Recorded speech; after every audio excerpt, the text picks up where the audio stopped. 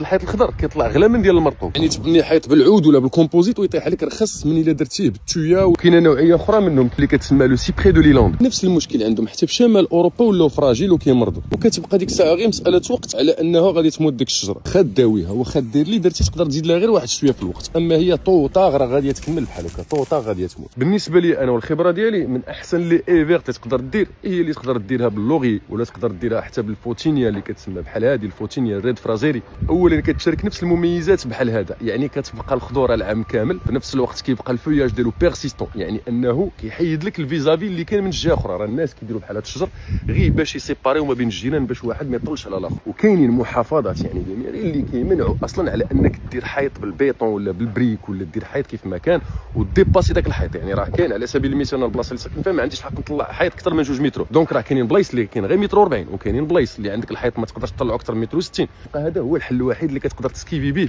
هذيك الطوله. كتطلع تقريبا 30 سنتيمتر في السنه، يعني كتزيد 30 سنتيمتر باغون، ويقدر يوصل العلو ديالها تبارك الله تقدر تطلع هذه حتى 12 13 متر على سبيل المثال. ها هما هادو نفس النوعيه وصلوا هادو تقريبا حتى ل 17 متر، واللي قال كتكبر دغيا يعني قال راه اونتروتيان بزاف. راه غير هاد لا ليني هادي باش طيها اللي يقدر يكون فيها غير واحد 12 شجره كتقدر طيح على الكليونت، تقدر طيح عليه واحد 300 ولا 280 اورو بالبريستاسيون، غير باش تجيبها مقاده وتخليها على 2 متر ولا على القياس اللي بغى الكليان. كاينين الناس اللي كيديروا اشتراك كل شهر باش داكشي ما كيديباسيش ويبقى ديما بيان طاي. راه خاص تعطى هذه المساله ديجا البروفيسيونيل من الديبار باش هو اللي كيريزوني. شنو هي كيريزوني؟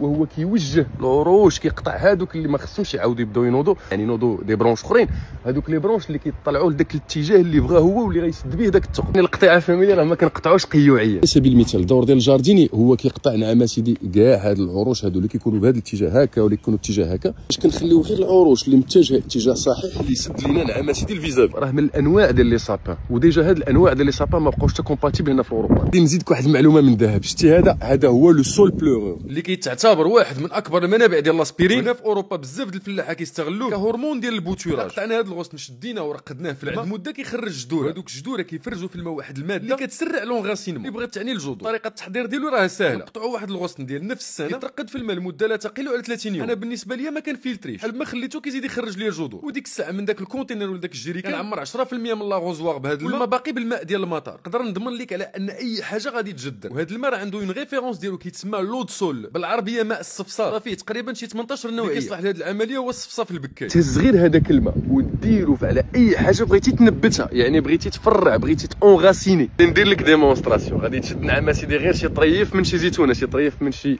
عرش ديال شي زيتونه، اوكي، ويكون من العرش ديال السنه، يعني ديال نفس السنه، اوكي. هذاك العرش ملي غادي تجيبو غتبغي تغومبوطيه في التراب، غادي تسقيه بهذا الماء هذا، اوكي، لمده غير ديال السيمانه الاولى كتسقيه غير بهذا الماء هذا وبواحد الكميه قليله. هذا الماء ديال السول كيعوض الهرمون ديال البوتوراج اللي استخرجوه هما من هنايا، داروه في قريعات وبغاو يبيعوه لك.